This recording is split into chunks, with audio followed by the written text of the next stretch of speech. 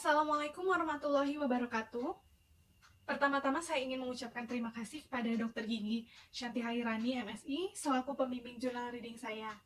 Perkenalkan, saya Putri Fikaris Malako, Angkatan 43, akan mempresentasikan jurnal reading dental radiologi yang berjudul Atypical Adenomatoid Odontogenic Tumor pada Mandibula, laporan kasus pediatrik.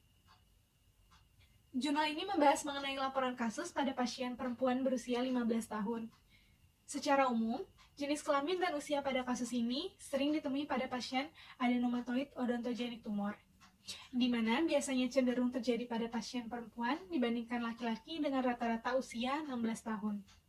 Pada laporan kasus ini, pasien mengeluhkan pembengkakan tanpa rasa sakit pada wajah di daerah depan kiri bawah sejak 1 bulan.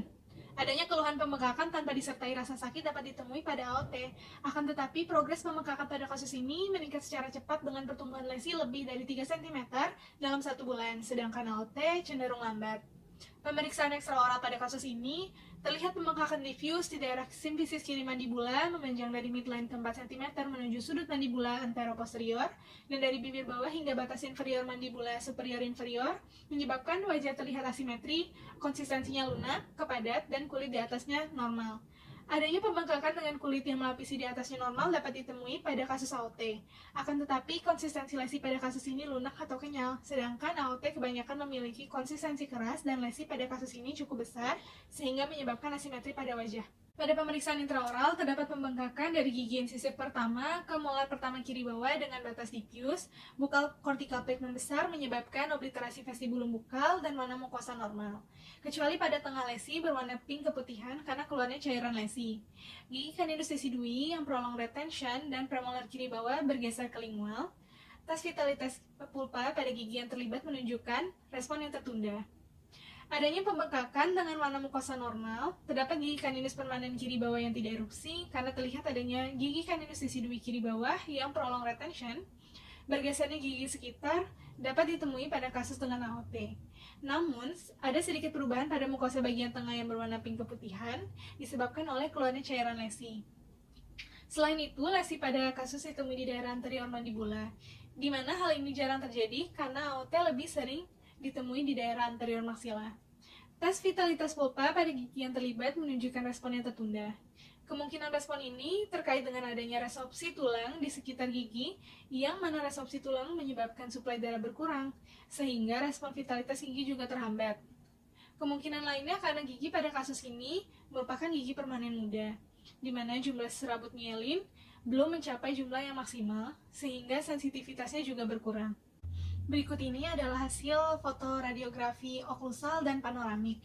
Pada foto oklusal, terdapat gambaran lesi mix radiolucent radiopak dengan fokus klasifikasi seperti gambaran small pebbles di daerah bukal dari gigi 34, dengan epicenter pada area gigi 33 di anterior mandibula kiri, perluasan ke anterior ke apikal gigi 32 dan ke posterior ke bagian mesial gigi 36.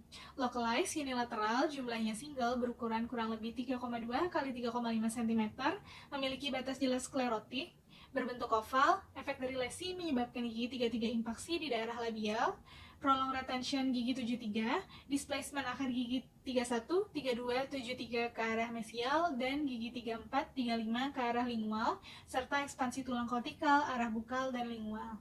Pada foto panoramik, terdapat lesi mix radiolucent radiopak dengan fokus klasifikasi seperti gambaran small pebbles menyebar di daerah koronal gigi 33 dan apikal dari gigi 34, dengan epicenter berada pada area gigi 33 di anterior mandibula kiri, mengelilingi seluruh mahkota dan akar gigi 33 yang impaksi, perluasan ke anterior ke apikal gigi 42, ke posterior ke bagian mesial akar mesial gigi 36, ke superior melebihi puncak tulang alveolar, dan ke inferior sampai inferior border mandibula. Localized, unilateral, jumlahnya single, berukuran kurang lebih 3,2 x 2,5 cm, memiliki batas jelas sklerotik, berbentuk oval. Efek dari lesi menyebabkan gigi 33 tidak erupsi, prolong retention gigi 73, displacement akar gigi 31, 32, 73 ke arah mesial, 34 dan 35 ke arah distal dan oklusal, resorpsi eksternal akar gigi 34, dan penipisan dari inferior border mandibula. Dari pemeriksaan radiografi, terdapat lesi mix radiolucent radiopak dengan fokus klasifikasi seperti gambaran small pebbles. Epicenter berada pada area gigi 33 di anterior mandibula, mengelilingi seluruh mahkota dan akar gigi 33 yang impaksi, memiliki batas jelas sklerotik, dan efek lesi menyebabkan displacement gigi sekitar, gigi 33 tidak erupsi, dan ekspansi tulang kortikal ke arah bukal dan lingual, maka suspek radiodiagnosis pada lesi adalah adenomatoid odontogenic tumor. Namun, lesi pada kasus ini jarang ditemui karena umumnya lokasi AOT berada pada anterior maksila dan jarang menyebabkan resorpsi eksterna. Sedangkan pada kasus, lesi ditemukan di anterior mandibula kiri dan menyebabkan resorpsi eksterna akar gigi. Pada kasus ini dilakukan dua foto radiografi, yaitu foto oklusal dan panoramik. Karena secara klinis, terlihat adanya lesi yang cukup besar, perluasan lesi ke arah bukal, gigi caninus decidui kiri bawah yang prolonged retention, dan gigi 33 tidak erupsi, di mana tujuan dilakukan foto oklusal untuk melihat perluasan lesi, gigi impaksi, dan efek lesi pada tulang kortikal dari arah bukal dan lingual. Sedangkan foto panoramik digunakan untuk melihat perluasan lesi ke arah anterior posterior, efek lesi pada inferior border mandibula, serta juga evaluasi gigi impaksi. Suspek radiodiagnosa kasus ini mengarah pada kista dentigerus. Kemungkinan karena lesi ditemukan di daerah mandibula, dengan keterlibatan gigi 33 yang impaksi, lesi berbatas jelas sklerotik, adanya displacement gigi, resorpsi eksterna akar gigi 34, dan ekspansi tulang kortikal. Namun, pada kasus ini kurang cocok untuk ditegakkan radiodiagnosa sebagai kista dentigerus. Dikarenakan gambaran radiografis pada kasus terlihat adanya lesi mix radiolusen radioopak dengan fokus kalsifikasi dan mengelilingi mahkota serta akar gigi. Sedangkan pada umumnya, kista dentigerus memiliki gambaran lesi radiolusen unilokular yang hanya mengelilingi bagian mahkota gigi. Diagnosis banding kasus ini adalah calcifying epithelial odontogenic tumor atau COT, dengan persamaan yaitu struktur internal berupa lesi mix radiolusen radioopak, berbatas jelas sklerotik disertai gigi 33 yang impaksi, ekspansi tulang kortikal, displacement, dan resorpsi eksternal akan gigi. Akan tetapi kasus ini tidak didiagnosis sebagai COT karena terlihat adanya fokus kalsifikasi disertai gambaran struktur internal khas small pebbles dengan radiopasitasnya lebih ke area tepi dan lesi berada pada daerah anterior mandibula. Sedangkan COT merupakan lesi mix radiolusen radioopak multilokular dengan gambaran Driven Snow di mana radiopasitasnya berada dekat dengan gigi yang impaksi dan sering terlihat pada regio posterior mandibula.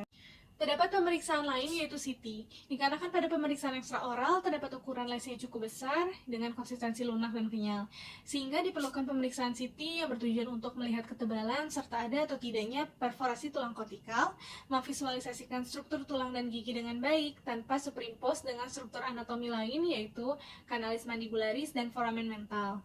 Dikarenakan terlihat perluasan lesi dari apikal gigi 42 hingga mesial akar gigi 36. Kemudian membedakan dengan baik jaringan lunak yaitu mukosa bukal dan tulang dalam satu gambaran. Dikarenakan pada pemeriksaan intraoral adanya perluasan lesi ke bukal serta obliterasi vestibulum bukal. Pada hasil menunjukkan non-kontras komputomografi pada wajah adanya kista 2,4 cm supero-inferior kali 3,6 cm antero-posterior kali 3,2 cm mediolateral dengan penebalan dinding kista dan kalsifikasi di sepanjang tepi. Pada pandangan aksial terdapat penipisan dan erosi korteks bukal dan lingual dengan kehilangan seluruh lapisan pada beberapa daerah korteks bukal dan lingual mandibula, memperlihatkan adanya caninus mandibula yang impaksi di dalam rongga. Perawatan AOT pada kasus ini adalah enukleasi, di mana gigi impaksi diangkat bersama dengan lesi, serta ekstraksi gigi caninus decidui prolonged retention. Pertimbangan dilakukan enukleasi pada kasus ini karena terlihat lesi memiliki batas jelas sklerotik yang menunjukkan bahwa lesi bersifat jinak, serta terlihat posisi lesi tidak terletak dekat dengan struktur vital yaitu kanalis mandibularis. Pada foto panoramik terlihat inferior border mandibula yang tipis mengindikasikan adanya resiko fraktur. Gambaran ini terjadi karena bagian bukal yang lebih tipis superimpose dengan bagian lingual yang lebih tebal terlihat pada foto oklusal. Namun pada foto CT terlihat ketebalan inferior border mandibula masih cukup, sehingga dapat dilakukan enukleasi. Gigi caninus yang impaksi pada kasus ini diangkat bersama dengan lesi karena terlihat pada gambaran radiografi bahwa mahkota dan akar gigi dikelilingi penuh oleh lesi, sehingga gigi tidak dapat dipertahankan.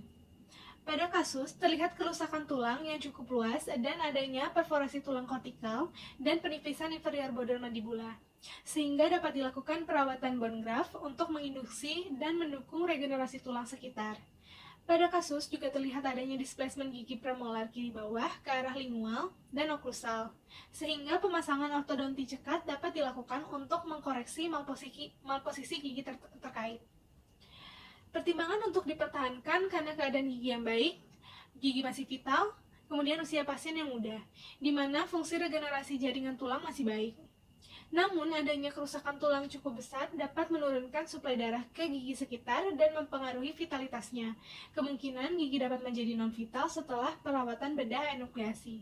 Pada pemeriksaan histopatologi menunjukkan adanya ruangan kistik tunggal yang besar dan epitel odontogenik pada stroma jaringan ikat yang jarang serta dikelilingi oleh kapsul fibros tebal, di mana epitel odontogenik berbentuk lembaran dengan pola duktus yang dikelilingi oleh satu lapisan sel mirip ameloblast dengan pola convoluted membelit atau whorl melingkar, menunjukkan sel-sel berbentuk gelendong yang dikelilingi oleh material eosinophilic amorph.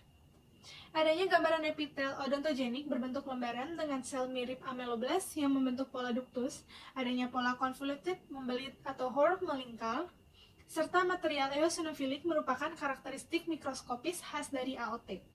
Pada kasus dalam jurnal ini, tidak menjelaskan mengenai kontrol pasca pembedahan. Kontrol disarankan untuk melihat penyembuhan luka serta rekurensi yang dapat dilakukan dengan fotoradiografi kembali pada 9-12 bulan pasca operasi untuk melihat regenerasi tulang. Kemudian pasien direkomendasikan untuk follow up jangka panjang 5 tahun pasca operasi untuk melihat rekurensi, meskipun tingkat rekurensi AOT sangat rendah sekitar 0,2%. Kesimpulannya, radiodiagnosis kasus ini adalah adenomatoid odontogenik tumor karena berdasarkan temuan radiografis, adanya lesi mix radiolucent radioopak dengan fokus klasifikasi seperti gambaran small pebbles, epicenter berada pada area gigi 33 di anterior mandibula, mengelilingi seluruh mahkota dan akar gigi 33 yang impaksi, memiliki batas jelas sklerotik dan efek lesi, menyebabkan displacement gigi sekitar, gigi 33 tidak erupsi, dan ekspansi tulang kortikal ke arah bukal dan lingual.